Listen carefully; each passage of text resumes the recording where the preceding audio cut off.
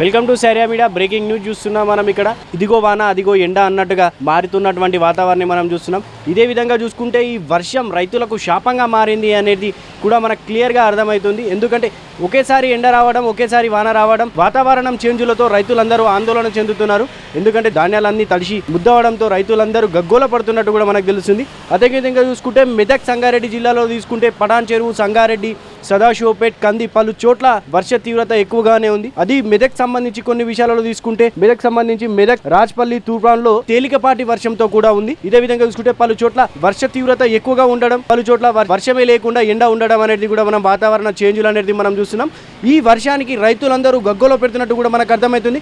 రైతులందరినీ నిండా ముంచేందుకే ఈ వర్షం పడుతుంది అనే విధంగా రైతులందరూ ఎంతో నష్టపోతున్న ఈ వర్షానికి నష్టపోతున్న. ఇదే విధంగా మనం చూసుకుంటే వర్షం రైతులందరికీ శాపంగా మారింది. రైతులందరికీ అసలు కరుణించే విధంగా కూడా లేనట్టుగా కనబడుతుంది మనకు.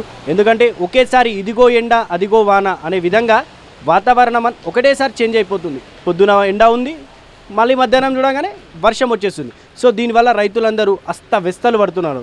ఆ దేవుడే ఇంకా కరుణించాలనే విధంగా రైతులందరూ కోరుకుంటున్నారు.